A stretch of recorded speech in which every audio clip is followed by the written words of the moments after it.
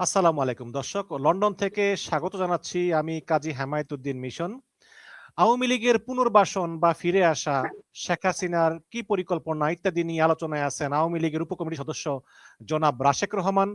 ধন্যবাদ এবং কৃতজ্ঞতা। সরাসরি যদি চলে যাই প্রশ্নোত্তর পর্বে, ইউনূস সরকার ২০২৫ সালের ১১ই মে আওয়ামী লীগের বিচার না হওয়া পর্যন্ত আওয়ামী লীগের কার্যক্রমের উপর একটি স্থগিতাদেশ জারি করে এরপরে ১২ই ফেব্রুয়ারি জাতীয় নির্বাচনের আগে স্থানীয়ভাবে বিএনপির অনেক প্রার্থীকে এবং আওয়ামী লীগের অনেক নেতাকে বলতে শুনেছি যে বিএনপিকে ভোট দিলে বিএনপি আওয়ামী লীগকে ফিরিয়ে আনবে।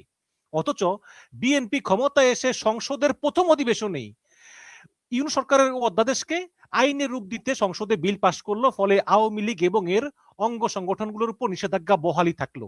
এখন প্রশ্ন হচ্ছে যে আপনারা বিএনপি দ্বারা প্রতারিত হলেন কিনা? জনাব রাশেক রহমান, প্লিজ। আপনাকে ধন্যবাদ। দেখেন, বিনয়ের সাথে একটা কথা বলতে চাই। যারা রাজনীতিটা বোঝেন বা আসলে খুব নিবিড় ভাবে করতে চান,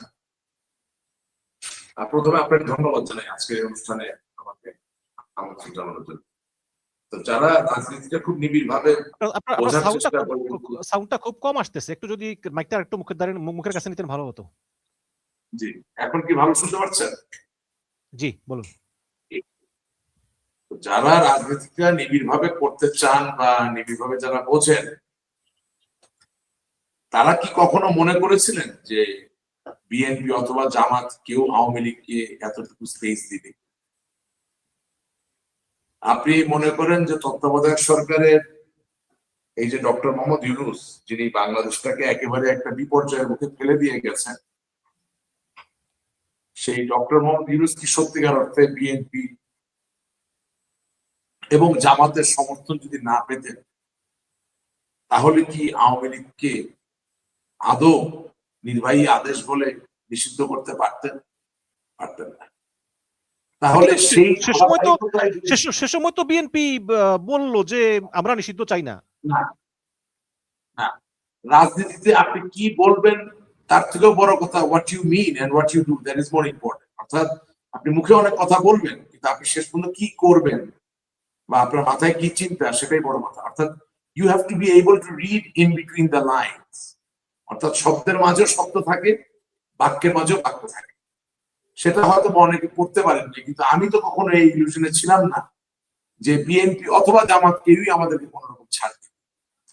২০২৬ সালের ১২ই ফেব্রুয়ারি নির্বাচনে আপনার অনুষ্ঠানে আমি বহুবার বলেছি, এবং আরো অন্য গুটি কয়েক যাদের টকশোতে আমি যাই, তাদের অনুষ্ঠানগুলোতে আমি বলেছি যে আওয়ামী লীগকে আওয়ামী লীগের নিজ শক্তি দিয়ে বাংলাদেশের রাজনীতি ফিরে আসতে হবে।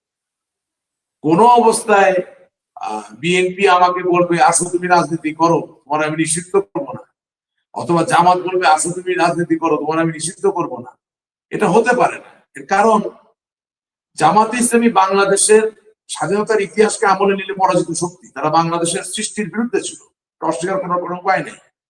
তার মানে হচ্ছে সে বাংলাদেশের কাছে যেমন পরাজিত, ঠিক একইভাবে বাংলাদেশ আওয়ামী লীগের কাছেও সে ১৯৭১ সালে পরাজিত।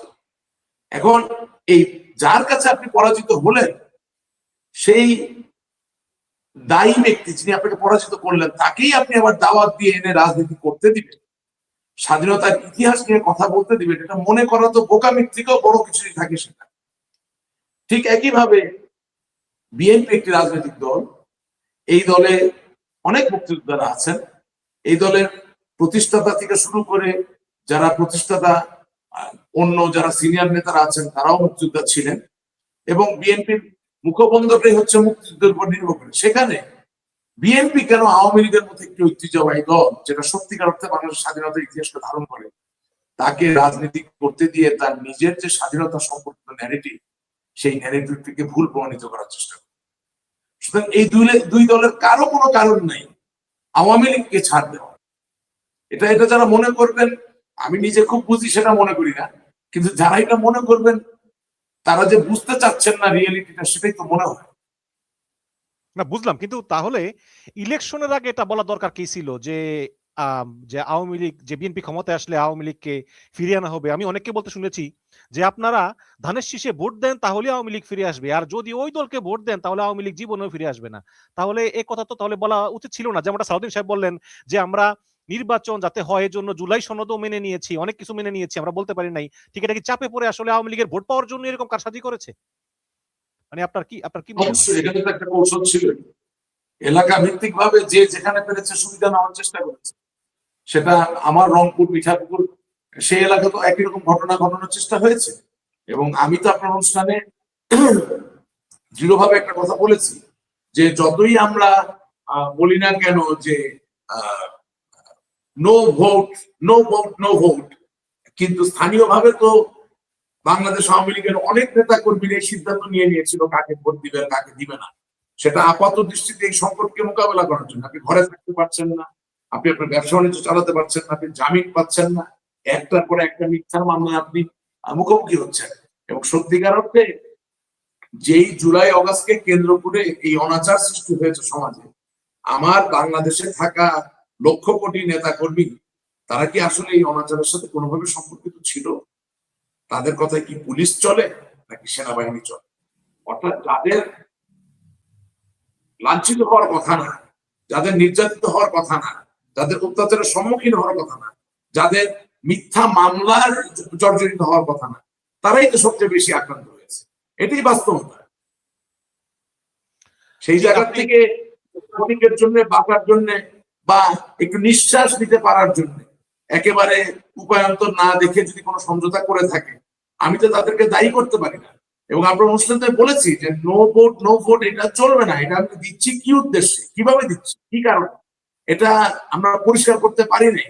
পরবর্তীতে আমার নেত্রী, বাংলাদেশ আওয়ামী লীগের সভানেত্রী, তিনি তার নিজের বক্তব্য বলেছেন যে অনেক এলাকার নেতারা তার সাথে যোগাযোগ করেছিলেন এবং বলেছিলেন যে নেত্রী আমরা ভোট দিলে হয়তো বা বিএনপি আমাদেরকে একটু স্পেস দিবে। তো তখন নেত্রী শুনেছেন, কি নির্দেশ দিয়েছেন আমি জানি না, তিনি শুনেছেন। শোনার পরে ফলাফল শেষ পর্যন্ত কি হলো সেটা দেখলেন। আর সবচেয়ে বড় কথা কি, আপনার অনুষ্ঠানের প্রারম্ভে আমি একটা কথা বলেছি, বিএনপি বা জামাত কারোরই আসলে আওয়ামী লীগকে ছাড় দেওয়ার কোনো কারণ নাই। আওয়ামী লীগকে ফিরে আসতে হবে বাংলার মানুষের ভাগ্য পরিবর্তনের ক্ষেত্রে নিজেকে একটি প্রাসঙ্গিক শক্তি করে।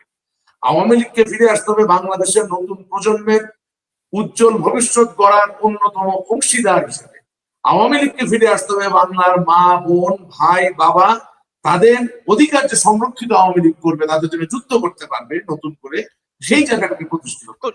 আমি বিশ্বাস করি যে বিএনপি, আমি বিশ্বাস করি যে বিএনপি, জামাতে ইসলামী যারাই বলেন তারা খুব ভালো দেশ চালাতে পারবে না। এবং সেই জায়গায় আওয়ামী লীগের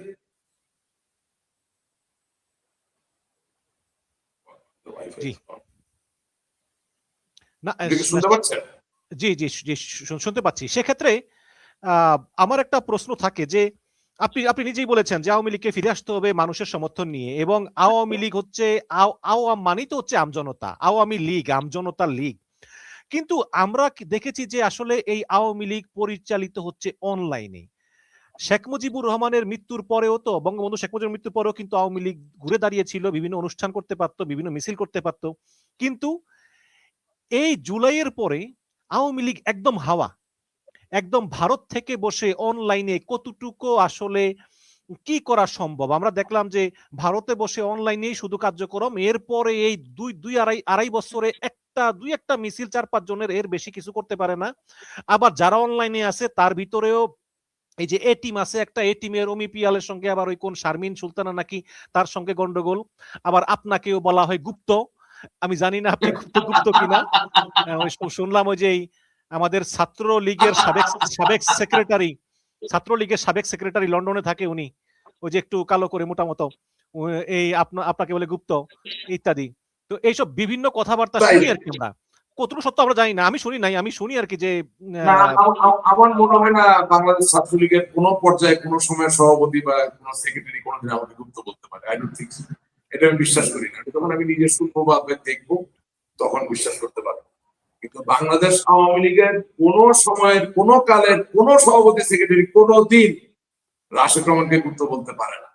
আর যদি কেউ বলে থাকে তাহলে সে অতি উন্নত মানের বঞ্জিকার সেবন করে কথা বলছে। তাহলে শেখ হাসিনা ফিরে আসবে কিভাবে? তিনি তো নিজে কোনো এখন আমি আপনাকে একটা অনুরোধ করব। আমরা প্রাসঙ্গিক থাকি। প্রথম কথা হচ্ছে যে আপনি যাদের কথা বলছেন তারা সকলে তাদের মতো করে আওয়ামী লীগের জন্য ভালো কিছু করার চেষ্টা করছে, এটাকে পজিটিভলি দেখতে হবে। হ্যাঁ, এখন ধরেন আমরা ছোটবেলায় রবার্ট ব্রুসের গল্প শুনেছি। রবার্ট ব্রুসের আবার এই যে সফল হওয়া, স্কটল্যান্ডের রাজা হওয়া, সেটার আবার কয়েক ধরনের ন্যারেটিভ আছে, একটা না। কিন্তু বাস্তবতা হচ্ছে রবার্ট ব্রুসকে বহুবার চেষ্টা করে স্কটল্যান্ডের রাজা হতে হয়েছে, এই বিষয়ে কোনো বিতর্ক নাই। সুতরাং আওয়ামী লীগের বিভিন্ন পর্যায়ে বিভিন্ন জন বিভিন্ন জায়গায় থেকে যেভাবে যে চেষ্টা করছে, সেই চেষ্টাকে রাশেদ রহমান সেলুট জানায়। এটা নিয়ে কোন রকম বিতর্ক করে আমি তাদের চেষ্টাকে ছোট করতে চাই না, আমাদের শক্তিকেও ছোট করতে চাই না। যেখানে মিছিল হচ্ছে মিছিল হওয়া প্রয়োজন, যেখানে মিটিং হচ্ছে সেখানে মিটিং হওয়া প্রয়োজন। তবে হ্যাঁ, মিছিল, মিটিং, সমাবেশ, আলোচনা, টকশো আরো বেশি এফেক্টিভ করা যেতে পারে যদি তারা উপদেশ দিতে চায়, পরামর্শ নিতে চায়, বা আরেকটু গণতান্ত্রিক ভাবে যদি বলতে চান, উপদেশ পরামর্শ নয়, যদি একটা মিথস্ক্রিয়ার মধ্য দিয়ে ভালো কিছু দাঁড়া করানো যায়, তাহলে রেজাল্টটা অনেক বেটার হয়। সমস্যা হচ্ছে দলে আলাপ আলোচনার জায়গাটাকে আরো বিস্তৃত করা দরকার। যথেষ্ট পরিমাণে আলাপ আলোচনা হচ্ছে না, কি কৌশলে আমরা সামনে এগোব। এখন এই প্রসঙ্গে আপনাকে একটু বলি, আমার একটা ছোট ভাই ছাত্রলীগ করত, বর্তমানে স্বেচ্ছাসেবক লীগ করে, তার বাড়ি কিশোরগঞ্জ, তার নাম এখানে বলবো না নিরাপত্তার কারণে। সে আমাকে বলছে যে রাশেদ ভাই, 1971 সালের স্বাধীনতা যুদ্ধে যদি একজন মুক্তিযোদ্ধা যুদ্ধের রণাঙ্গনে আরেকটা ক্যামেরাম্যানকে দাঁড়িয়ে থেকে বলতো যে আমি এখন পাকিস্তানি হানাদার বাহিনীকে গুলি করতে যাব, তুমি আমার ছবি তুলো, তাইলে তার দেশ স্বাধীন হতো। অর্থাৎ একজন মুক্তিযোদ্ধা তিনি হাতে গ্রেনেড নিয়ে, ইংরেজিতে বলে গ্রেনেডিয়ার, গ্রেনেডিয়ারের ভূমিকায় তিনি যদি পাক হানাদার বাহিনীর বাংকারে গ্রেনেড মারার আগে কোনো ক্যামেরাম্যানকে বলতেন যে এই আমি কিন্তু এখন গ্রেনেড মারতে যাচ্ছি, তুমি আমার ছবি তুলবা এবং ওই ছবি আমাকে পরে দিবা কপিটা, তাহলে তো গ্রেনেডও মারা হতো না, পাক হানাদার বাহিনীর বাংকারও উড়িয়ে দেওয়া যেত না। ঠিক একইভাবে কোন মুক্তিযোদ্ধার দল যদি ক্যামেরাম্যানদেরকে বলতো যে আমরা এখন পাকিস্তানি হানাদার বাহিনীর শিবিরে আক্রমণ করব এবং সেখান থেকে ধর্ষিত অসহায় বাঙালি নারী যারা আছে তাদেরকে উদ্ধার করবো, তোমরা দাঁড়ায় দাঁড়ায় আমাদের ছবি তুলবা, তাইলে তো সেই অপারেশন আর করা যেত না। সুতরাং আমার কথায় আপনাকে বলতে চাচ্ছি যে আদর্শিক মুজিব সৈনিক, আদর্শিক আওয়ামী লীগের নেতা বা কর্মীদেরকে মিছিল মিটিং করানোর বিকল্প যেমন নাই, ঠিক একইভাবে আমি মিছিল করতেছি, ছবি তোলার জন্য পাশে একটা লোককে দাঁড়া করে রাখতেছি, ওইভাবে কিন্তু আবার আপনি আন্দোলন জমাতে পারবেন না বা খুব বেশি এগোতে পারবেন না। অর্থাৎ আপনি মিছিল করবেন, আপনি মিটিং করবেন, আপনি বক্তব্য দিবেন, মানুষ উদ্বেলিত হবে, মানুষ উজ্জীবিত হবে, মানুষ সাহস খুঁজে পাবে এবং মানুষ আপনার জন্য প্রাণ দিতে প্রস্তুত হবে, সড়কে দাঁড়িয়ে যাবে, অবস্থান করবে, প্রতিবাদ করবে, প্রতিরোধ করবে, কিন্তু আপনার ছবি, আপনার ভিডিও, আপনার ঠিক করে দেওয়া লোকের মধ্যে দিয়ে আসবে না। বাংলাদেশের জনগণই আপনার ছবি তুলবে, বাংলাদেশের জনগণই আপনার ভিডিও তুলে ফেসবুক, ইনস্টাগ্রাম সব জায়গায় ভাইরাল করে। যদি না ওই মাইন্ডসেট, যদি না ওই মন মানসিকতা নিয়ে আমরা সামনের দিকে না আগাই, তাছাড়া আসলে এফেক্টিভ আন্দোলন গড়ে তোলা বা তার যে একটা ডেমনস্ট্রেশন ইফেক্ট, এটা দ্বারা করানো সম্ভব হবে না বলেই আমার মনে হয়। জি, এখন যদি শেখ হাসিনা ফিরবেন কিনা বা আপনারা ফিরবেন, শেখ হাসিনা পেট্রোল পাবে না, তারেকের প্ল্যান বিদ্যুৎ পাবে না, তারেকের প্ল্যান খাদ্য পাবে না, তারেকের প্ল্যান কৃষক সেচ পাবে না, এই তো প্ল্যান দেখাচ্ছে সে। মানুষের সব অধিকার ছিল।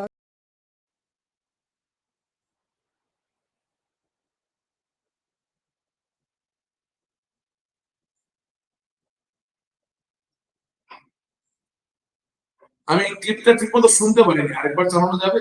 আচ্ছা, ক্লিপটা হচ্ছে যে তারেক রহমানের প্ল্যান হচ্ছে কৃষক সার পাবে না, তারেক রহমানের প্ল্যান হচ্ছে মানুষ গ্যাস পাবে না, তারেক রহমানের প্ল্যান হচ্ছে মানুষ বিদ্যুৎ পাবে না, এই আর কি উনি এগুলো বলেছেন। এবং এই কল রেকর্ডের একটু শেষ দিক দিয়ে উনি বলেছেন যে আমি দেশে আসবো, সময় মতো আসবো, আমার নামে অনেকগুলো মামলা, তোমরা তো জানোই, এর ভিতর হত্যা মামলা আছে, 600 মতো মামলা আছে, কিন্তু আমি কোনো খুন করিনি, এই সব খুন করেছে তারেক এবং ইউনূস। তো তার এই যে এই অনমনীয় একটা বিষয়, এখন তাহলে তিনি এই মামলা হামলা জুলুম জুলুম মাথায় নিয়ে তিনি আসলে দেশে ফিরবেন কিনা এবং আপনারাও দেশে ফিরবেন কিনা? আচ্ছা, আমি আপনাকে একটা রিয়েলিটি বলি। মানে আমি চেষ্টা করি একেবারে সত্যটাকে আলিঙ্গন করে কথা বলার জন্য। এটার জন্য আমার অনেক শত্রু, অনেক সমালোচনা, কিন্তু দিনের শেষে আমি যাই বলি, আমি আসলে বঙ্গবন্ধুর সৃষ্টি করা এই বাংলাদেশটা, যেখানে আরো লক্ষ মানুষের অবদান তো নিশ্চয়ই আছে, কাউকে ছোট করা সম্ভব নয়, কিন্তু বঙ্গবন্ধুই ছিলেন আমাদের স্বাধীনতার স্থপতি। তার এই বাংলাদেশটাকে আমি ভালোবাসি, কারণ এই ভালোবাসার জায়গাটাকে তো আসলে অস্বীকার করা সম্ভব না। আমি তো বাংলাদেশেই জন্ম হয়েছে, আমি তো মার্কিন যুক্তরাষ্ট্রকেও ভালোবাসতে পারবো না, যুক্তরাজ্যকেও ভালোবাসতে পারবো।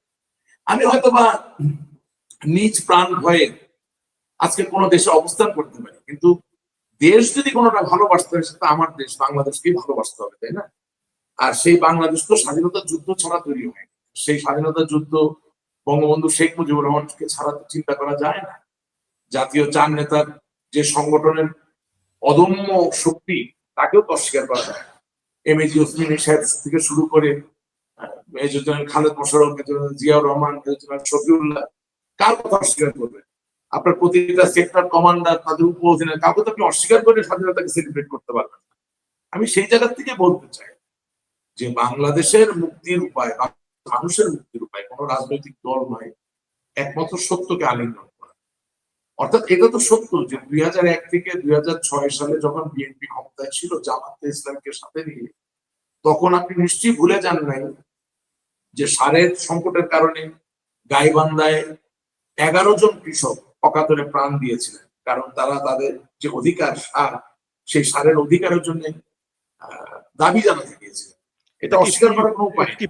পুলিশ গুলি এবং করে মেরেছে। এটাও আপনি মনে করবেন যে রাজশাহীর কামসাতে, এটাও আপনি মনে করবেন যে রাজশাহীর কামসাতে সেচের জন্য যখন বিদ্যুৎ পাওয়া যাচ্ছিল না, ফসলের মাঠ কেটে চৌচির হয়ে যাচ্ছিল, সেই কানসার্টের কৃষকরা যখন বিদ্যুৎ এর দাবি জানাতে গেল, তাদেরকেও গুলি করে পাখির মতো হত্যা করা হয়েছিল। সেই জায়গা থেকে আমার নেত্রী জননেত্রী শেখ হাসিনা বাংলাদেশের যতদিন প্রধানমন্ত্রী ছিলেন, সারের অভাবে তো কোনো কৃষককে মারা যেতে হয়নি। এটা নিয়ে তো বিতর্ক করার কোনো প্রয়োজন নেই, সত্য। এবং যতদিন তিনি প্রধানমন্ত্রী ছিলেন, বাংলাদেশের কোনো প্রান্তে কোনো কৃষককে বিদ্যুতের অভাবে, সেচের পানির অভাবে তো আন্দোলন করতে হয় নাই। এটা তো সত্য। এখন উনি যদি ওনার জায়গা থেকে শঙ্কা পোষণ করেন যে আবারও তারাই তো ক্ষমতায় এসেছে, সারের সংকট হবে, বিদ্যুতের সংকট হবে, এটা তো খুব একটা অমূলক কোনো চিন্তা হবে বলে আমার মনে হয় না। ওনার তো চিন্তায় যুক্তি আছে। এবং বর্তমান যিনি বিদ্যুৎ মন্ত্রী, তিনি তো 2001 থেকে 2006 সালে বিদ্যুৎ প্রতিমন্ত্রী ছিলেন। আপনি জানেন তখন বিদ্যুৎ কতক্ষণ থাকবে সেটা বড় কথা ছিল না, বিদ্যুৎ কখন আসবে সেটা বড় কথা ছিল। এর পুনরাবৃত্তি হতেই পারে।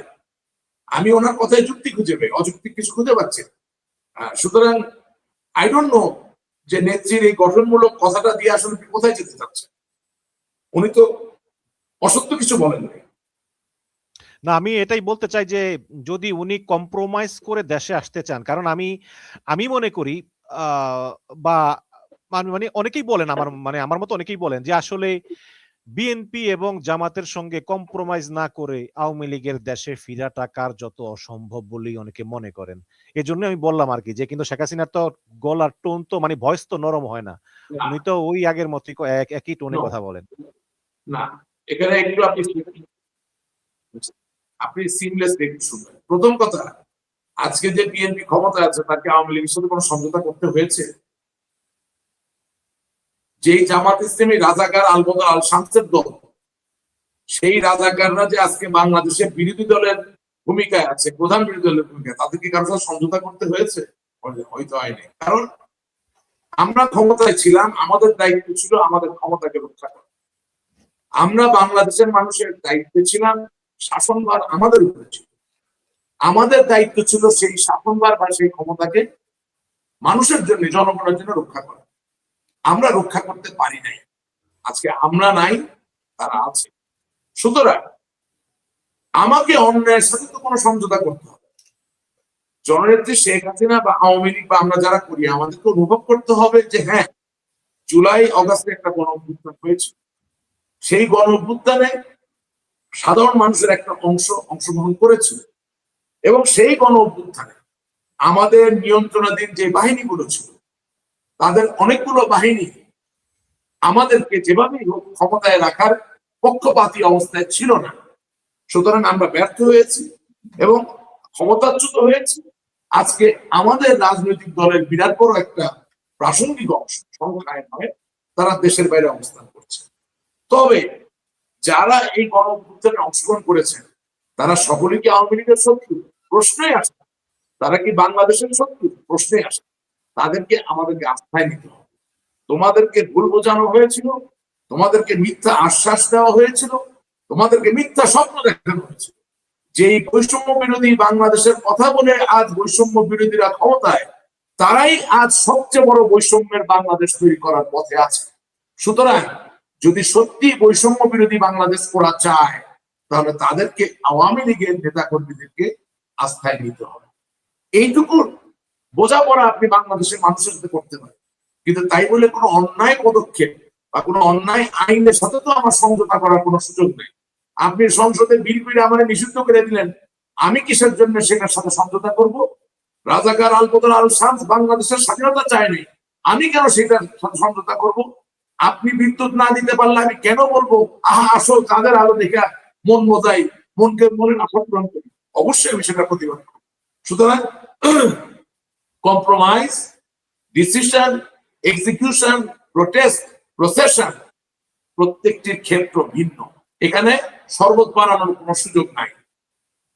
জি, এখানে নাহিদ ইসলাম তিনি বলেছেন যে ৭১ নিয়ে জামাতের অবস্থান পরিষ্কার, তারা এখন মুক্তিযুদ্ধের আকাঙ্ক্ষা লালন করে এবং তারা ক্ষমা চেয়েছে, কিন্তু আওয়ামী লীগ এখন পর্যন্ত গণহত্যার কোনো ক্ষমা চায় নাই, স্বীকারও করে নাই। কাজেই দুটার প্রেক্ষাপট এক না। এখানে জামাত ইসলাম আওয়ামী লীগের চেয়ে অনেক ভালো, এটা বলতেছেন নাহিদ ইসলাম, যদিও তিনি জোটে আছেন। যাই হোক, মানব জমিনের একটা খবর, সেটা হচ্ছে যে এখন এই ছেলে জোটে থেকে আর কি বলবে? সে যে জুলাই অগাস্টের গণ অভ্যুত্থানের নেতা ছিল, এই যে ডক্টর মোহাম্মদ ইউনূস, মানে যেটা অনেকটা গল্পের মতো হয়ে গেছিল, বটমলেস বাস্কেট, হ্যাঁ, তলাবিহীন ঝুড়ি। যেই উক্তিটা হেনরি কিসিঞ্জার যোগ করে বলেছিলেন, সেটাই আমরা তাকে যোগ বানিয়ে দিয়েছিলাম। অর্থাৎ বাংলাদেশ তলাবিহীন ঝুড়ি ছিল না, সেই দেশে নতুন কইরা এই ডক্টর মোহাম্মদ ইউনূস, এই দুষ্টু লোকটার যে বাংলাদেশকে তলাবিহীন ঝুড়ি বানাইলো, সেই তলাবিহীন ঝুড়ি বানানোর যে সরকার যন্ত্র, সেই সরকার যন্ত্রের তো সে একদম অংশীদার ছিল। এই বেচারা আর কি বলবে? এখন দেশের তো ১২টা বাজাই দিছে, বাজাই দিয়া গেছে জামাত ইসলামী, যেটা সবাই জানে, ছোট বাচ্চাও জানে এরা রাজাকার আলবদর আল শামসের দল। সেখানে যাওয়ার পরে সে এর থেকে ভালো কিছু কি বলতে পারে বলেন? ৭১ সালে স্বাধীনতা যুদ্ধ হয়েছে, মিথ্যা নয়। পাকিস্তান আজ পর্যন্ত মাপ চায়নি। জামাত ইসলামী সংসদে দাঁড়িয়ে বলুক না যে আমরা আনুষ্ঠানিক ভাবে পাকিস্তানের কাছ থেকে বাংলাদেশের প্রতি ক্ষমা চাই, বলতে পারবে না। এটাই বাস্তবতা। তো নাহিদ ইসলাম কি? নাহিদ ইসলামের থেকে আরো যারা আছে কেউই বলতে পারবে, এটাই রিয়েলিটি।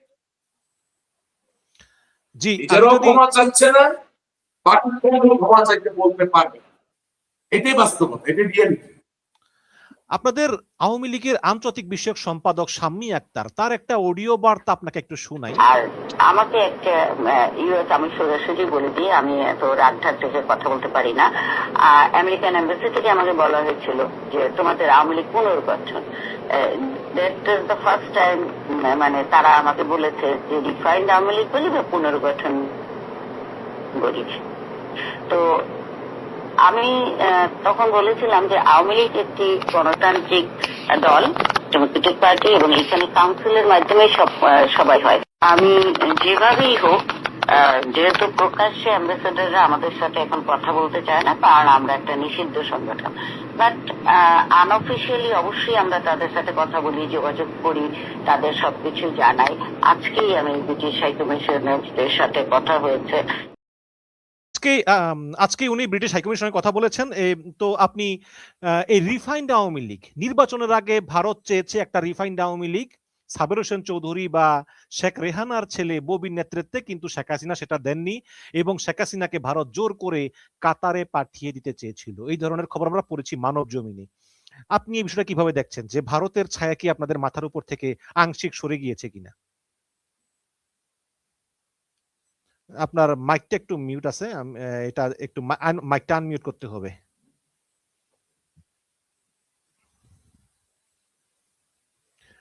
জনাব রাশেক রহমান, আপনার মাইকটা আনমিউট করতে হবে। মাইক্রোফোনটা আপনার মাইক্রোফোনটা অফ আছে।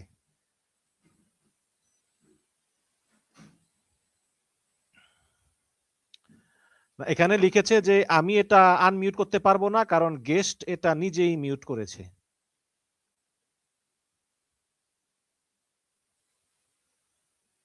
তো আপনি যা বলতেছেন আমরা শুনতে পাচ্ছি না। এখন শুনতে পাচ্ছেন? জি বলুন। আমি বলতে চাচ্ছি যে আপনি তো আমাকে প্রথমে দেখালেন বাংলাদেশ আওয়ামী লীগের আন্তর্জাতিক বিষয়ক সম্পাদিকা জনাব শাম্মী আপা, আর প্রশ্ন করলেন মানব জমিন নিয়ে, কোনটা উত্তর দিব? এটা তো প্রেক্ষাপট তো একই, একটা রিফাইন্ড আওয়ামী লীগ। না, প্রথম কথা হচ্ছে শাম্মী আপার এই বক্তব্যের কোনো সত্যতা আমি খুঁজে পাই নাই। এখন নিজে নিজে কি আমি বলছেন বলতে চেয়েছি, শাম্মী আপা বলতেছে যে আমেরিকা ইংল্যান্ডও চায় রিফাইন্ড আওয়ামী লীগ, মানব জমিন বলতেছে ভারতও চায় রিফাইন্ড আওয়ামী লীগ। না না না, আমি আপনাকে সেই কথাই তো বলছি যে আমেরিকান অ্যাম্বাসেডর বা ব্রিটিশ অ্যাম্বাসেডর শাম্মী আপাকে পাইলো কোথা থেকে, আর কখন তাকে রিফাইন্ড আওয়ামী লীগের কথা বললো? আমি বললাম যে এটা কোনো সত্যতা আমার কাছে নাই, সুতরাং এটা নিয়ে আমি সময় নষ্ট করবো না, এটা নিয়ে কোনো কথাই বলবো না। হ্যাঁ, কারণ আপনার অনুষ্ঠানে আমি বহুবার বলেছি যাকে যে দায়িত্ব নেত্রী দিয়েছিলেন তারা আসলে কে কতটুকু দায়িত্ব পালন করতে পারেন বা পেরেছেন সেটা নিয়ে আমার সন্দেহ আছে। সুতরাং উনি যে কথাগুলো বলছেন এগুলো নিয়ে আমি কোনো আলাপই করবো, এগুলো কোনো বেসিস আমার কাছে নাই। I don't take this.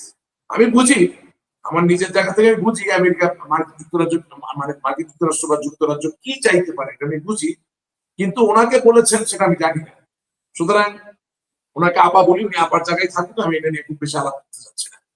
2 নম্বর কথা হচ্ছে যে মানব জমিনের যে বক্তব্যটা সেখানে একটু একটা চিন্তা করার জায়গা আছে, সেটা হচ্ছে যে ভারত নির্ভরশীলতা তো আমাদের আছে, বা ভারতের সাথে আমাদের একটা সুসম্পর্ক আছে যেভাবে বলেন না।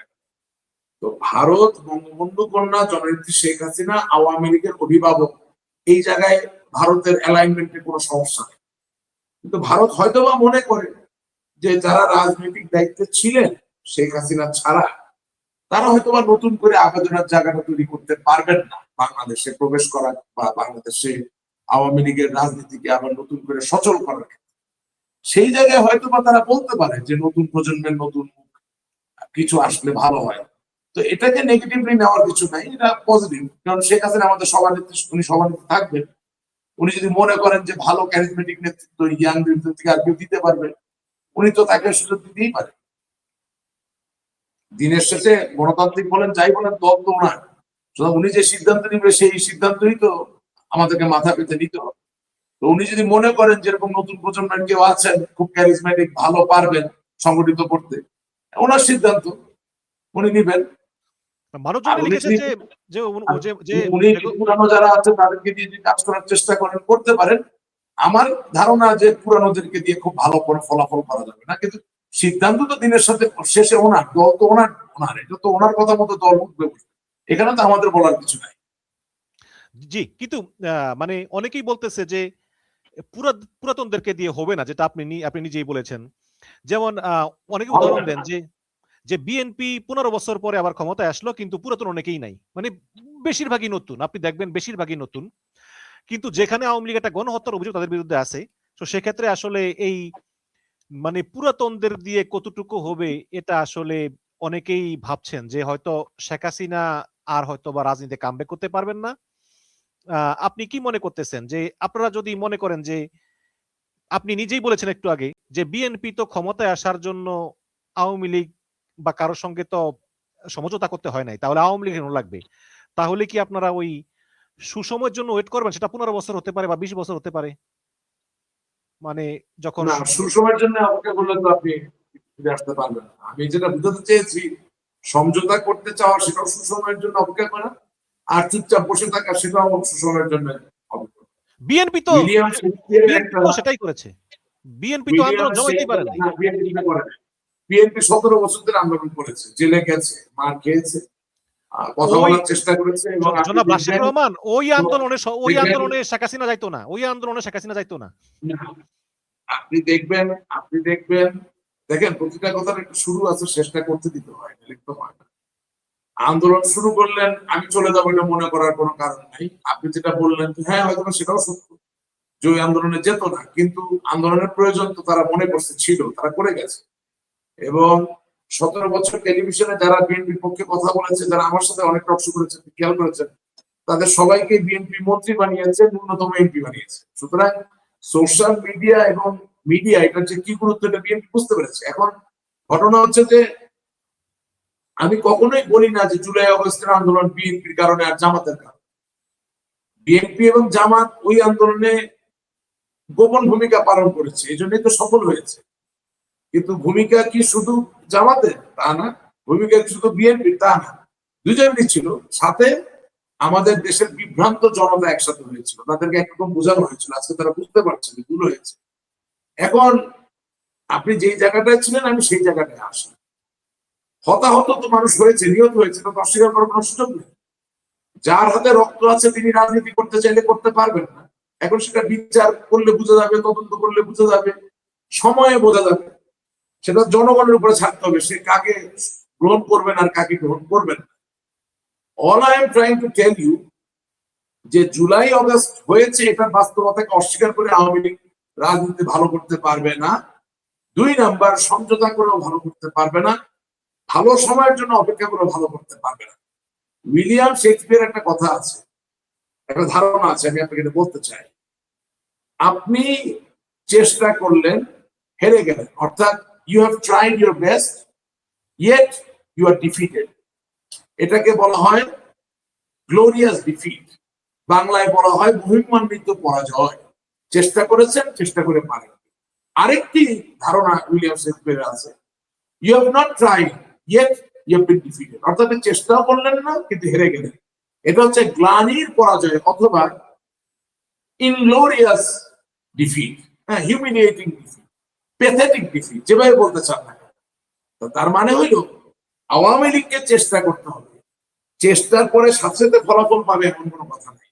কিন্তু আমরা তো স্বাধীনতার দল, আমাদের এই দলের নেতাকর্মীরা আদর্শে উজ্জীবিত হয়ে যখন চেষ্টার পর চেষ্টা, চেষ্টার পর চেষ্টা, চেষ্টার পর চেষ্টা করবে, ক্যামেরা দিয়ে ছবি তোলার জন্য নয়, সেলফি দিয়ে বড় নেতাকে খুশি করার জন্য নয়, মনোনয়ন পাবেন বলে কয়টা ছবি তুললেন, ভিডিও তুললেন সেটার জন্য নয়, যখন দেখানোর জন্য টাকা দিচ্ছেন সেজন্য নয়, তখন আপনি সফল হবেন। রাজনৈতিক চর্চাটা অব্যাহত থাকলে সফল হয়ে যাবেন, কোনো অসুবিধা নেই। So what I am trying to tell you, সমঝোতার রাজনীতিতে সমঝোতা হয়, কিন্তু এত বৃহৎ প্রেক্ষাপটের পরিবর্তন সমঝোতা করে হয় না। খুব ভালো বলেছেন। আমরা আসলে আশা করি আমার দর্শকরাও বুঝতে পেরেছে। পশ্চিমবঙ্গে একটি নির্বাচন হয়ে গেল এবং আমার মতে, এটা আমার ধারণা, যে একটা উগ্র হিন্দুত্ববাদী, আমার কথা বুঝে না, আমার কথা আমার দলের লোকরা অনেক সময় বুঝে না, বাট বুঝবে, এটা বলতেছি, অবশ্যই বুঝবে। আশা করি বুঝবে। পশ্চিমবঙ্গে নির্বাচন হয়ে গেল এবং সেই নির্বাচনে মমতা বন্দ্যোপাধ্যায় পরাজিত হলো। একটি উগ্র হিন্দুত্ববাদী দল ক্ষমতা এলো এবং যেই দলের মুখ্যমন্ত্রী শুভেন্দু অধিকারী বলেছেন যে বাংলাদেশে ইন্ডিয়ার গাজায় যেমন ইসরায়েল অভিযান পরিচালনা করে সেরকম পরিচালনা করা, এবং আমার মতে, এটা আমার ব্যক্তিগত ধারণা, তিনি একজন অতি নিকৃষ্ট একজন রাজনীতিবিদ। তাকে শেখ হাসিনার অভিনন্দন জানানো কতটুকু যুক্তিযুক্ত বলে মনে করেন?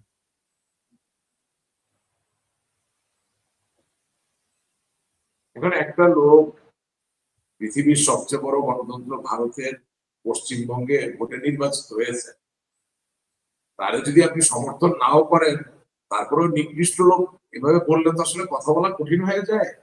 আমার ব্যক্তিগত মতামত। আমি তো চাই, হ্যাঁ, ব্যক্তিগত মতামত আপনি দিলে তো আপনি সঞ্চালক থাকলেন, এটা আপনি তো আমাকে গঠনমূলক প্রশ্ন করবেন। আপনি আমাকে সহজ প্রশ্ন করতে পারেন যে শুভেন্দু সাহেবকে কি শুভেচ্ছা দেওয়া ঠিক হয়েছে, সেটা আমি একটা অ্যানালিসিস দিতে পারি। এখন দিনের শেষে বঙ্গবন্ধু কন্যা জননেত্রী শেখ হাসিনা ভারতের দিল্লিতে আছে, তার অগণিত নেতা কর্মী যারা দেশে থাকতে পারে নাই, তারা পালিয়ে কলকাতায়, পশ্চিমবঙ্গের বিভিন্ন অঞ্চল, বিশেষত কলকাতায় আছে।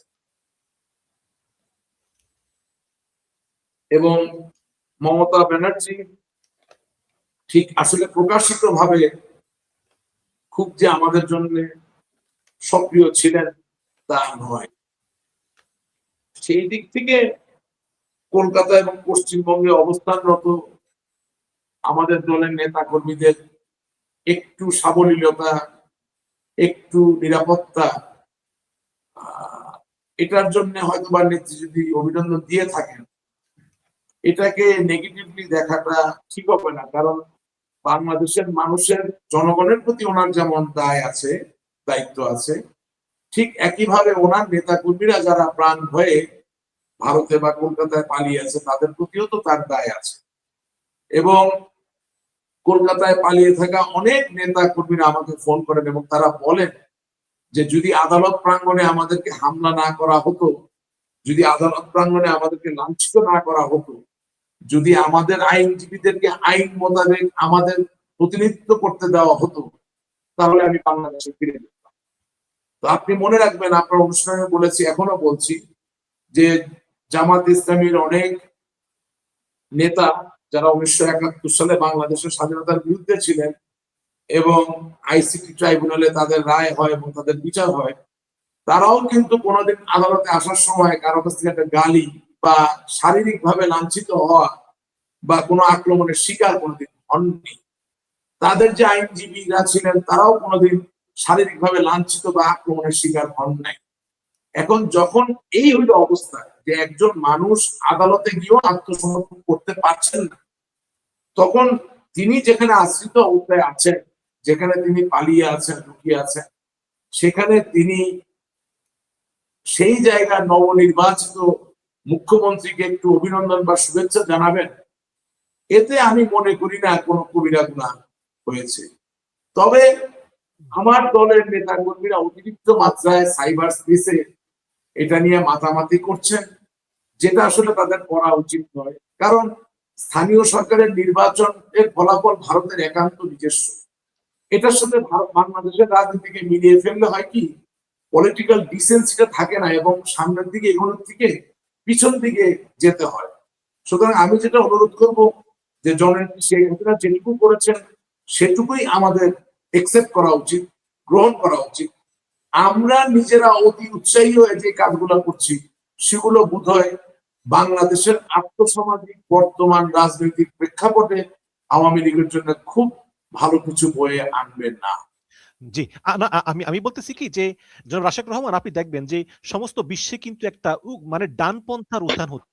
যেমন আপনার দেশ, বর্তমান যে দেশে আছেন আমেরিকাতে ডোনাল্ড ট্রাম্প, আবার আমাদের এই যুক্তরাজ্য কিন্তু রিফর্ম পার্টি খুবই পপুলার হয়ে যাচ্ছে দিনে দিনে, উগ্র।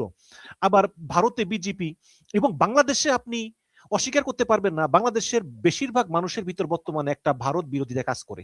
এটা, এবং অনেকে আছে আওয়ামী লীগ সমর্থন করলেও তারা মনে মনে ভারত বিরোধিতা করে। এটা হচ্ছে বাস্তবতা, দিনে দিনে এটা বাড়তেছে। কারণ সেই প্রেক্ষাপটে আসলে আওয়ামী লীগকে কিভাবে প্রমাণ করবে আওয়ামী লীগ যে আমরা ভারতে চাইতে বাংলাদেশের স্বার্থ বেশি দেখবো? আমরা তো একটু উতলা জাতি। আপনি মনে করেন বাংলাদেশের যেই লোকটা সারা দিন রাত মার্কিন যুক্তরাষ্ট্রকে গালিগালাজ করে, আপনি যে বলেন যে তুমি আমেরিকার ভিসা পেয়েছো বা লটারিতে তুমি DB1 পেয়েছো, তাহলে দেখবেন যে সে তার কাপড় চোপড় খুলে হলেও এটা উদযাপন করতে পারছে। আমরা তো একটু উতলা জাতি। সুতরাং আপনি খুব ভারত বিরোধী, কিন্তু গায়ে হলুদটা হিন্দি গান ছাড়া করতে পারতেছে। খুব ভারত বিরোধী, কিন্তু প্রেমিকার কাছে প্রেমের প্রস্তাবটাও শাহরুখ খানের গেয়ে যাওয়া অথবা ঠোঁট মিলানো কোনো গান ছাড়া প্রস্তাব করতে পারছেন।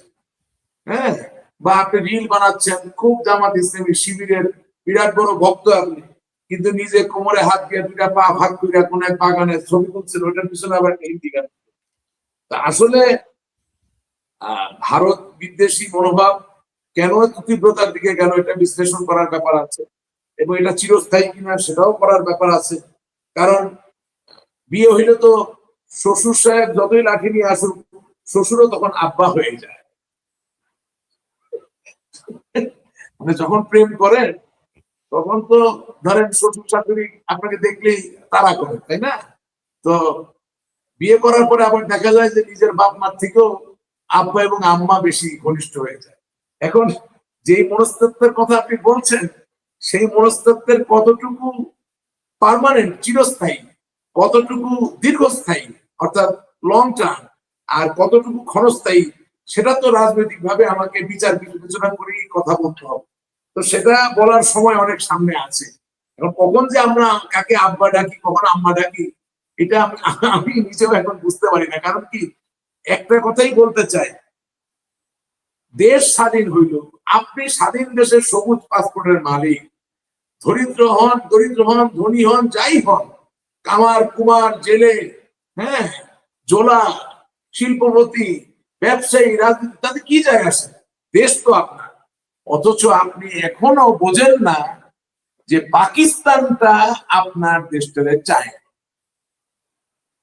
এখন সেই দেশে আপনি ভারত বিদ্বেষী না ভারত প্রেমী এ আলাপ করতেছেন, জানি না ভাই, এটা আরেকদিন আলাপ করা যেতে পারে। শুধু মনে রাখবেন, আমরা আব্বার পায়জামা খালুকে পড়াই। এর আগে আপনার একটা অনুষ্ঠানে বলছিলাম কুমিল্লার ভাষায়, আব্বার পায়জামা খালুকে ভিন্দায়। ঠিক আছে, এটা আমাদের অভ্যাস আছে। আরেকটা অভ্যাস আছে, নিজের বাপ মার থেকে শ্বশুর শাশুড়িকে বড় আব্বা আম্মা মনে। জি, অনেক ধন্যবাদ। পাকিস্তানের সঙ্গে একটা খুব ভালো দরহমরহম যাচ্ছে, ইউনূস সরকারের আমলে ছিল, এটা এই সরকার কন্টিনিউ করতেছে। গতকালকে পাকিস্তানের স্বরাষ্ট্রমন্ত্রী মহসিন নকভি তিনি নিরাপত্তা সংক্রান্ত বিভিন্ন সমঝোতা স্মারক সই করেছেন আমাদের স্বরাষ্ট্রমন্ত্রী সালাউদ্দিন আহমেদের সঙ্গে। এবং আজকে আবার ইউনূস সরকার বাংলাদেশের পাইলটদের যেই যুদ্ধ বিমান প্রশিক্ষণের ব্যবস্থা করেছেন, সেখানে আজকে এসেছেন একজন অফিসার। আজকে দেখতে পাচ্ছেন ইনি কিন্তু অপারেশন সিন্দুরের সময় ভারতের যে বেশ কয়েকটা বিমান বৈধ করেছেন, এগুলোর পরিচালনায় ছিলেন। তো এখন এই পাইলটের উচ্চতর প্রশিক্ষণ চলতেছে এবং আমাদের শিক্ষামন্ত্রী এহসানুল হক মিলন তিনি নিজে বলতেছেন যে আমি বাংলাদেশের শিক্ষার্থীদের পাকিস্তানে উচ্চ শিক্ষা অংশ নেবার অনুপ্রাণিত করেছি এবং তাদের বিশ্ববিদ্যালয়ে তাদেরকে পাঠাবো এবং সহযোগিতা করো, পারস্পরিক শিক্ষা সহযোগিতা। তো আপনি আমি এটাকে দুটো ভাগ করে কথা বলবো। আমার এহসানুল হক মিলন সাহেব কিছু কথা আছে, আমি পরে বলছি। প্রথম কথা হচ্ছে, আমি নিজে ন্যাশনাল ডিফেন্স কলেজ এনডিসির একজন ফেলো, অর্থাৎ আমি ন্যাশনাল ডিফেন্স কলেজে ক্যাপস্টোন কোর্স করেছি। এই কোর্সটা করার কারণে আমি বাংলাদেশ সেনাবাহিনীর সম্মানিত কর্মকর্তা কর্মচারীরা কোন কোন দেশে প্রশিক্ষণের জন্য যান সামরিক বাহিনীর, সেটা সম্বন্ধে একটু ধারণা রাখি, বেশি রাখি। আপনি জানবেন যে যতগুলো দলীয় সরকারের নাম আপনি মুখে নেন, প্রত্যেকটি দলীয় সরকারের সময় বাংলাদেশের সামরিক বাহিনী থেকে পাকিস্তানে বিভিন্ন পর্যায়ে বিভিন্ন স্কোপে প্রশিক্ষণ নিতে আমাদের দেশের সম্মানিত সেনাবাহিনীর কর্মকর্তা কর্মচারীরা গিয়েছে। শেখ হাসিনার আমলেও এবং শেখ হাসিনার 15 বছরেও জি, শুধু তাই না, আমরা তো শুনি নাই, শুনেন নাই, তখন যেটা শোনা লাগে শুনবেন। আমি বলছি, আমি তো আপনাকে অকাট্য তথ্য দিব, ভুল কিছু তো বলবো না। আপনি আমার কথাটা শুনতে হবে, তো প্রজেকশন শেষ না করতে দিলে বুঝতে পারবেন না কিভাবে যায়। বলতে চাচ্ছি, বাংলাদেশের national defence college is one of the best defence college in whole of Asia. আবার বলছি, বাংলাদেশের সামরিক বাহিনীর national defence college is one of the best defence college of Asia. As a result, মার্কিন যুক্তরাষ্ট্র থেকে শুরু করে, মধ্যপ্রাচ্য থেকে শুরু করে, ভারত থেকে শুরু করে, পাকিস্তান থেকে শুরু করে, আফ্রিকা মহাদেশ, ইউরোপ থেকে উচ্চপদস্থ কর্মকর্তারা এই ন্যাশনাল ডিফেন্স কলেজে পড়ালেখা করতে আসে। এটাকে আপনি জানতেন?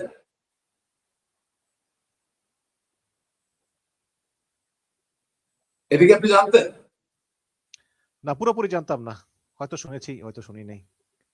এবং আমার সৌভাগ্য হয়েছে, আল্লাহ তাআলা মেহেরবান, আমার সৌভাগ্য হয়েছে 65 দেশে প্রশিক্ষণার্থী শিক্ষার্থী, মিলিটারির কর্নেল থেকে শুরু করে মেজর জেনারেল পর্যন্ত ওই পদের বিভিন্ন দেশের মানুষের সামনে বক্তব্য দেওয়ার, বাংলাদেশের প্রতিনিধিত্ব করা। সেখানে পাকিস্তানি সেনাবাহিনীর যেমন ছিল, ভারতীয় বিমান বাহিনীর তেমনই ছিল, মার্কিন যুক্তরাষ্ট্রের মেরিনসদের লোক ছিল, সৌদি আরবের সেনাবাহিনীর লোক ছিল, এভাবে বিভিন্ন দেশের বিভিন্ন বাহিনীর সদস্যরা ছিলেন। সুতরাং এখানে যেটা হয় যে পাকিস্তান থেকে যখন প্রশিক্ষণ নিতে আসে তখন এখান থেকেও পাকিস্তানে যায়। এখন যাওয়া আসার সংখ্যাটা বেশি হতে পারে, কম হতে পারে, এই পরিসংখ্যান আমার কাছে নাই।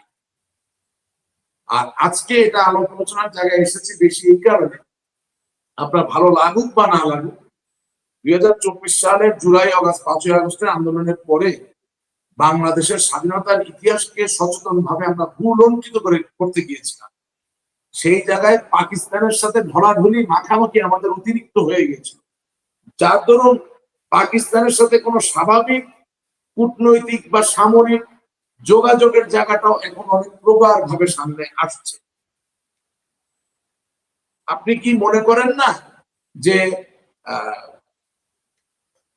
যেই পাকিস্তানি সেনাবাহিনীকে আমরা হারালাম, যার সাথে যুদ্ধ করে আমরা স্বাধীন হলাম, সেই দেশের কোনো দূতাবাসই তো বাংলাদেশে তারা থাকা উচিত, কোনো লেনদেনই থাকা উচিত ছিল। তো জনাব সালমান এফ রহমান যিনি এখন জেলে আছেন, তিনি পাকিস্তানের সাথে দীর্ঘদিন ব্যবসা করেন নাই?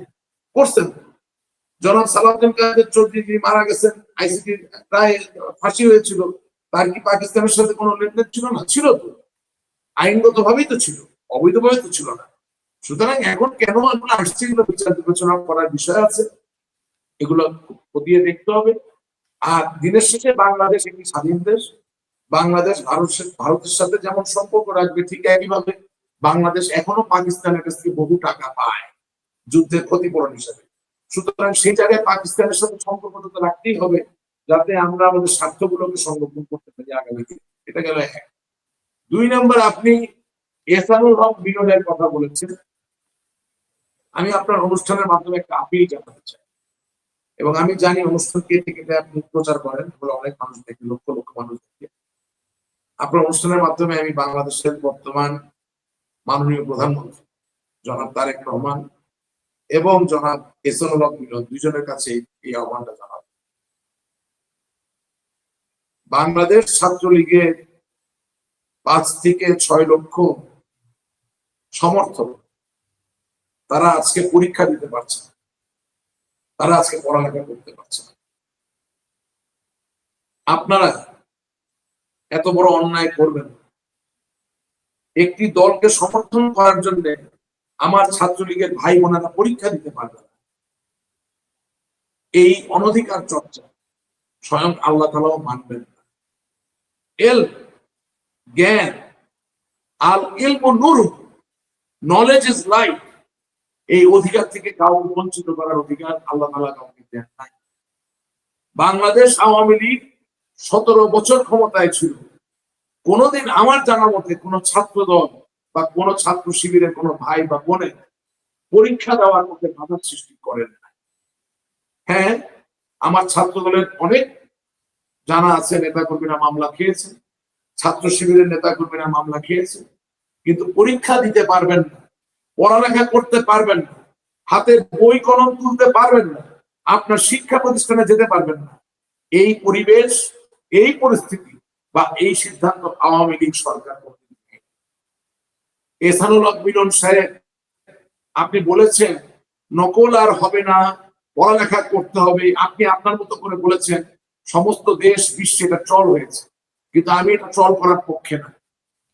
নকল হবে না, সেটা যেই সুরেই বলুক, ভাটিয়ালি সুরে বলুক, ভাওয়াইয়া সুরে বলুক, বা আপনার মতো করেই বলুক, সেটা নিয়ে ট্রল করার কোনো সুযোগ নাই। নকল প্রশ্ন ফাঁস আমাদেরকে ধ্বংসের দিকে ঠেলে দেয়। সুতরাং কোন মন্ত্রী, সে যেই দলেরই হোক, সে যদি নকল প্রতিরোধ করে, আমি তার ওই ভালো কাজকে সমর্থন করব। ঠিক সেই জায়গা থেকে বলতে চাই, ছাত্রলীগের 5 থেকে 6 লক্ষ ভাই বোন, এই বাচ্চাদেরকে আপনি যে পরীক্ষা দিতে দিচ্ছেন না, এটা নকল করার থেকেও বড় অন্যায়। কারণ যেই প্রাকৃতিক প্রতিযোগিতার মধ্য দিয়ে বাংলাদেশের প্রত্যেকটি ছেলে মেয়ের পরীক্ষা দিয়ে আসার কথা, সেই প্রতিযোগিতার ক্ষেত্র থেকে 5 লক্ষ ছেলে মেয়েকে পরীক্ষা দিতে না পারা মানে হচ্ছে প্রতিযোগিতার জায়গাকে আপনি লঘু করে ফেলছেন, দুর্বল করে ফেলছেন। সেটা নকল করার থেকেও খারাপ। আপনার প্রধানমন্ত্রীর সাথে কথা বলুন, যদি ছাত্রলীগের কারো নামে মামলা থাকে, সে মামলা মোকাবেলা করবে, সে আইনের সামনে যাবে, সে প্রমাণ করে সে আসবে সে অন্যায়কারী কিনা, সে বেকসুর খালাস পাবে অথবা তার সাজা। কিন্তু একজন ছাত্র, তিনি ছাত্রলীগ করার জন্য হাতে কলম নিতে পারবেন না, তিনি পরীক্ষা দিতে পারবেন না। এই অন্যায়, এই নৈতিক বিপর্যয় কোনোদিন হতে দিবেন না। এবং আপনাকে আমি ছাত্রলীগ, ছাত্রদল, আওয়ামী লীগ, বিএনপি, জাতীয় পার্টির বাইরের সাথে কথা বলতে চাই। আজকে এই 5 লক্ষ ছেলে মেয়েকে যদি পড়ালেখা না করতে দেন, তাদেরকে যে পরীক্ষায় পাশ না করতে দেন, এরা প্রত্যেকে বোমায় রূপান্তরিত হবে। আপনি এই দেশে আইন শৃঙ্খলা ঠিক রাখতে পারবেন না। মনে রাখবেন, ডাকাতি শুধু আওয়ামী লীগের ঘরে হয় না, ডাকাতি যে বিএনপি করে তার ঘরেও হয়, যে জামাত করে তার ঘরেও হয়। গৃহস্থের কোনো দল থাকে না। ডাকাত যখন পিঠে দেওয়ালে যখন পিঠ থেকে যায়, তখন ভালো মানুষও ডাকাত হয়ে যায়। দেশকে বিপর্যয়ের দিকে ঠেলে দিবেন না। আওয়ামী লীগকে নিষিদ্ধ করেছেন, আওয়ামী লীগের শক্তিতে আন্দোলন করে এই দেশে রাজনীতি করবে, ঠেকানোর কোনো উপায় নাই। কিন্তু ছাত্রলীগের লক্ষ লক্ষ নিষ্পাপ, অসহায়, ভবিষ্যতের হাতছানিতে বেঁচে থাকতে চায়, স্বপ্ন দেখে এমন ছেলে মেয়েদের পরীক্ষার অঙ্গন থেকে দূরে রাখবেন না। Don't make this mistake. আপনাদেরকে যে যাই বুঝাচ্ছি, রাজনীতি একদিনের নয়। আমরা সকলে বুঝতে পেরেছি, বিএনপিকে নিশ্চিহ্ন করার চেষ্টা হয়েছিল, পারে নাই। জাতীয় পার্টি নিশ্চিহ্ন হয় নাই, জামাত ইসলামী নিশ্চিহ্ন হয় নাই, আওয়ামী লীগও কোনোদিন নিশ্চিহ্ন হবে না। সুতরাং নিশ্চিহ্ন করতে পারবেন মনে করে 5 থেকে 6 লক্ষ ছেলে মেয়েকে পরীক্ষা দিতে দিবেন না, পড়ালেখা করতে দিবেন না, স্কুলে যেতে দিবেন না, কলেজে যেতে দিবেন না। This is unacceptable. It shall never happen. আমি বাঁচি বা মরি, পড়ালেখা করার অধিকার কারো কাছ থেকে কেড়ে নেওয়া যায় না। এবং আহসানুল হক মিলন সাহেব, আপনি আপনার সহজাত যে পদ্ধতি, যে কণ্ঠস্বর, তা দিয়ে কথা বলে যান। কিন্তু আপনার কাছে আমার অনুরোধ, নকল প্রতিরোধে আরো আমাকে সমর্থক হিসেবে পাবেন। আপনি আমার এই ছেলে মেয়েগুলো, আমার এই ভাই বোনদেরকে পরীক্ষা দেওয়ার ব্যবস্থা করেন। আপনি আপনার প্রধানমন্ত্রীর সাথে কথা বলেন। আপনাদের ক্যাবিনেটে আপনার মধ্যে আরো অনেক ছাত্র নেতা আছে যাদেরকে আমি ব্যক্তিগতভাবে চিনি, যারা এরশাদ বিরোধী আন্দোলন করেছে, বিভিন্ন আন্দোলনে ছিল। তাদের সাথে কথা বলেন, শোনেন। বাংলাদেশের 5 থেকে 6 না দিতে দিলে তাদেরকে লেখাপড়ার যে ব্যবস্থাপনা, তার থেকে বাইরে রাখলে কত বড় বিপদ সামনের দিকে আসবে। আলাপ করুন, আলাপ করে তাদেরকে পরীক্ষা দিতে দেন, তাদেরকে লেখাপড়া করতে দেন। জি, আশা করি আপনার এই বক্তব্য জনাব এহসানুল হক মিলন এবং সরকারের সংশ্লিষ্টদের কানে যাবে এবং তারা প্রয়োজনীয় ব্যবস্থা গ্রহণ করবেন। কিন্তু সরকার তো আসলে আস্তে আস্তে জামিন দিচ্ছে। আমরা দেখলাম যে শিরিন শারমিন চৌধুরী জামিন হয়ে গেল, নারায়ণগঞ্জের মেয়র সেলিনা হায়াত আইভি তারাও তো জামিন পাচ্ছে। এখন আপনার কি মনে হয় যে এই তাদেরকে কি কোনো শর্তের কারণে জামিন দেওয়া হচ্ছে, যে তোমরা জেল থেকে মুক্ত হয়ে তোমরা একটা রিফাইন্ড আওয়ামী লীগ করবা, এই ধরনের কোনো চিন্তা ভাবনা কি আছে নাকি? আপনার তথ্য আছে কিনা আপনার কাছে কোনো? না না, শিরিন শারমিনের জামিনের সাথে এগুলো কোনো সম্পর্ক নেই। উনি তো আগেই সমঝোতা করে নিয়েছেন তত্ত্বাবধায়ক সরকারের সাথে, উনি তো রিজাইন করছেন। উনি জামিন পাইছেন, ওনার এখানে অ্যাক্টিভিটি, ওনাকে কে খুঁজে পাইছে? আপনি খুঁজে পাইছেন ওনাকে? উনি কিভাবে, উনি খুব বেশি হলে ওনাকে চাপায় দেওয়া নেতা বানানো যেতে পারে, এবং কিন্তু রাজনীতিতে উনি কিছু দিতে পারবেন, এটা বাস্তবতা। ওনাকে আপনি চাপিয়ে দিতে পারেন, আপনি ওনাকে অনেক বড় নেতা বানিয়ে দিতে পারেন এক ধাক্কায়। হ্যাঁ, যেটা আপনি স্পিকারও তো বানিয়েছিলেন, টিকতে তো পারলো না, রিজাইন করে ফেলেন। আমি তো বলি, আমার ডেপুটি স্পিকারের সাহস অনেক বেশি। শামসুল ইসলাম টুকু রিজাইন করে দিতে পারেন, সাহস ছিল। রাষ্ট্রপতি শাহাবুদ্দিন সাহস ছিল, রিজাইন করাতে পারেন। রাষ্ট্রপতি শাহাবুদ্দিন যদি সাহস করে কৌশল করে না থাকতো, তাহলে আজকে বিএনপি ক্ষমতায় আসে নাকি? আপনি যে জামিনের কথা বলতেছেন, জামিন চাওয়ার জন্য তো সংবিধানকে প্রয়োজন, জামিন চাওয়ার জন্য তো একটা গণতান্ত্রিক পরিবেশ দরকার, ভালো হোক খারাপ হোক। কিছুই থাকতো না যদি রাষ্ট্রপতি শাহাবুদ্দিন তার জায়গায় অবস্থান না করতে পারে। হ্যাঁ, সে জয় বাংলার জায়গায় বাংলাদেশ জিন্দাবাদ বলে ফেলতে পারে, কিন্তু আমার জয় বাংলার মানুষরা তো আজকে জামিন চাইতে পারতেছে, আমার জয় বাংলার লোকরা তো কথা বলতে পারতেছে। সুতরাং কনস্টিটিউশনাল যে ফ্রেম, অর্থাৎ সাংবিধানিক যে কাঠামো, সেটা রক্ষা করার ক্ষেত্রে আমি তো মনে করি যে শাহাবুদ্দিন চুপ্পু সাহেবের ভূমিকাকে খুব ছোট করে দেখতে পারবেন না। তারা তো বন্দুক ধরে রাখা অবস্থায় তাকে টিকে থাকতে হয়েছে, তাকে ছোট করে দেখার কোনো সুযোগ নাই। আর শিরিন শারমিন ম্যাডামের কাছ থেকে যেটা আশা করা হয়েছিল রাজনৈতিক ভাবে, যে জন্য একেবারে সংরক্ষিত নারী আসন থেকে অনেক স্পিকার বানানো হয়েছিল, পীরগঞ্জ থেকে এনে স্পিকার বানানো হয়েছিল, এমপি বানানো হয়েছিল, সেই পারপাসটাকে উনি আসলে সার্ভ করতে পারছেন? আওয়ামী লীগের অনেক লোক কিছু কিছু নেতা কর্মীদেরকে খুশি করার জন্য আমাকে গালিগালাজ করতেই পারে, কিন্তু বুকে হাত দিয়ে হাতে কোরআন শরীফ নিয়ে কেউ বলতে পারবে নাকি যে শিরিন শারমিনের কাছ থেকে দল যা আশা করছিল, আমার নেত্রী যা আশা করছিল উনি এটা দিতে পারছেন? কিন্তু আপনার নেত্রী রাষ্ট্রপতির কাছ থেকে চেষ্টা করছিল, তাও তো দিতে পারেন। রাষ্ট্রপতিও তো দিতে এবং পারেন। আপনাকে আমি বহুবার বলেছি রিফাইন্ড আওয়ামী লীগ বলে কোনো জিনিস নেই। কিন্তু সেটার কথা তো উঠতেছে, রিফাইন্ড আওয়ামী লীগ বলে কোনো জিনিস নাই, কিন্তু সেটার কথাই তো খুব আলোচিত হচ্ছে। সেটা হতে পারে, সেটা হতে পারে। আমি ছোটবেলা থেকে একটা আওয়ামী লীগ চিনি, একটা আওয়ামী লীগ থাকি। আমি আমার কথা বললাম কিসের রিফাইন্ড আওয়ামী লীগ? রিফাইন্ড আওয়ামী লীগ, আওয়ামী লীগ নিজে তো একটা খুবই রিফাইন্ড, একটা খুব ফাইন, খুব উন্নত মানের একটা রাষ্ট্রীয় ধারণা। আরে ভাই, যেই দেশের পাল সেন গুপ্ত বংশীয় শাসন অতিক্রম করে কোনোদিন বাঙালি নিজেরা নিজে শাসন করতে পারে না, যেই দেশের সবসময় মানুষ শাসিত হয়েছে বিহার উড়িষ্যার অন্যান্য অঞ্চলের মানুষ দ্বারা, যেই দেশের মানুষ শাসিত হয়েছে পাকিস্তানি আর ইংরেজদের দ্বারা, সেই দেশে আওয়ামী লীগের মতো একটা দল, সে কামার কুমার জেলে তাঁতি জোলা, হ্যাঁ, এমনকি সরকারি ক্লার্ক, দুইটা শিক্ষক, তাদেরকে সাথে নিয়ে একটা স্বাধীন দেশ বানায় দিয়েছে। সেই দলের ধারণাটা আপনি মনে করেন না যে এক্সট্রিমলি রিফাইন? আপনি মনে করেন না যে Awami League is extremely tertiary? আপনি মনে করেন না যে the concept of Awami League is extremely revolutionary? আপনি মনে করেন না যে আওয়ামী লীগের concept is extremely beneficial and befitting for the people of this country? So এখানে ডিফাইন্ড কি? আওয়ামী লীগ একটা, আওয়ামী লীগের দুইটা হওয়ার কোনো সুযোগ নাই। জি, আমরা অনুষ্ঠানের শেষ পর্যায়ে আমি আপনাকে একটা শেষ প্রশ্ন করতে চাই। প্রশ্নটা একটু কঠিন, তারপরেও আমাকে করতেই হবে। সেটা হচ্ছে যে আমি এই পুরো আপনার যে কথা শুনলাম আমি এই লাস্ট প্রায় 1 ঘন্টা ধরে, মানে আওয়ামী লীগ এবং আপনি ছাত্রলীগের পক্ষেও বলেছেন, এবং আপনারা আসলে আপনাদের যে কনস্টিটিউশনাল রাইটস এটা চান, কিন্তু আপনার কি মানে মনে হয় না যে আপনার এই কথায় বোঝা যায় যে পশ্চিমবঙ্গে তৃণমূল যেমন নির্বাচনে হেরে গিয়েছে, আওয়ামী লীগ কোনো একটা নির্বাচন করে হেরে গিয়েছে, এখন তারা বিরোধী দলের রাইটস চায়? ব্যাপারটা তো তেমন না। ব্যাপারটা হচ্ছে যে আওয়ামী লীগ পালিয়ে গিয়েছে গণহত্যার দায় নিয়ে। এখন সেক্ষেত্রে আপনাদের এই কনস্টিটিউশনাল রাইটস চাওয়ার কোনো অধিকার আছে কিনা, যে যারা এরকম একটা গণহত্যার অভিযোগ যাদের বিরুদ্ধে আছে? আচ্ছা, আমি আপনার কাছে কয়েকটা নাম শুনি এইটার উত্তর দেওয়ার জন্য। জননেত্রী শেখ হাসিনা ছাড়া আপনি কয়েকজনের নাম বলেন তো যারা পালিয়ে গেছে, কয়েকজনের নাম বলেন তো আমাকে। জাহাঙ্গীর কবির নানক, তারপরে আমি আপনার কথা বলতেছি না, আপনি অনেক আগে থেকে অন্য কাজে বিদেশে গেছেন, আপনি পরে আসেন নাই। তারপরে ওবায়দুল কাদের, তারপরে স্বরাষ্ট্রমন্ত্রী কামাল, ব্যারিস্টার তাপস, আর অনেকে আছে, নাম বললে অনেক বলা যায়। আমি আমার নামগুলো বলি। আপনি বললেন জনাব জাহাঙ্গীর কবির নানক সাহেব, আপনি বললেন জনাব ওবায়দুল কাদের সাহেব, আপনি বললেন আসাদুজ্জামান খান কামাল সাহেব, এবং শিক্ষামন্ত্রী নফেল সাহেব, হাসান সাহেব আছে অনেক,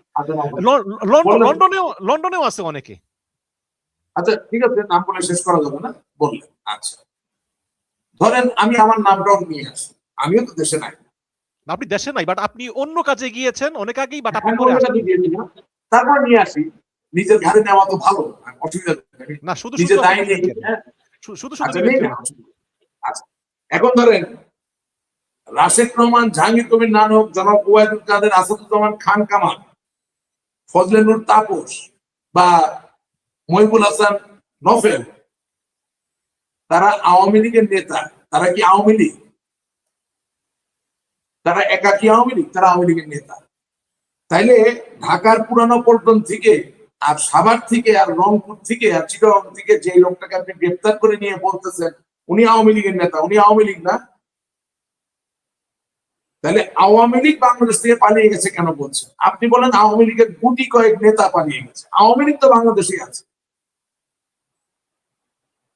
আওয়ামী লীগ যদি বাংলাদেশে না থাকে তাহলে একটা সংসদ অধিবেশনে 60% সময় আওয়ামী লীগকে নিয়ে কথা বলতেছেন কেন? আওয়ামী লীগ যে পালিয়ে যেয়ে থাকে, তাইলে শফিকুর রহমান সাহেব আর সালাউদ্দিন সাহেব আর মির্জা ফখরুল ইসলাম আলমগীর সাহেব বা অন্যান্য যারা মাননীয় সংসদ সদস্য হয়েছেন তাদের এত কথা বলা লাগে কেন? আওয়ামী লীগ বাংলাদেশে ছিল, আছে, থাকবে। আওয়ামী লীগের যেসব নেতা পালিয়ে গেছে তারা আসতে পারবেন কি পারবেন না সেটা অন্য একটা আলাপ। তাদের কথায় আওয়ামী লীগের নেতা কর্মীরা সংগ্রাম করবে কিনা, রক্ত দিবে কিনা, সেটা আরেক আলাদা ব্যাপার। কিন্তু আওয়ামী লীগ পালায় যায় নাই, আওয়ামী লীগ বাংলাদেশেই আছে। সিলেটের মেয়র আনোয়ারুজ্জামান সাহেব একটা ভিডিওতে বলেছিলেন যে কে বলেছে পালিয়েছি, আমরা পালাইনি, আমরা অবস্থান পরিবর্তন করেছি। উনি অবস্থান পরিবর্তন করতে পারেন অথবা পালাতে পারেন, কিন্তু সিলেটের যে শত লক্ষ কোটি আওয়ামী লীগের সমর্থক, তারা কোথায় পালিয়েছে? তারা বাংলাদেশেই আছে। তবে তাদের ভোটেই তো এত এমপি হয়েছে।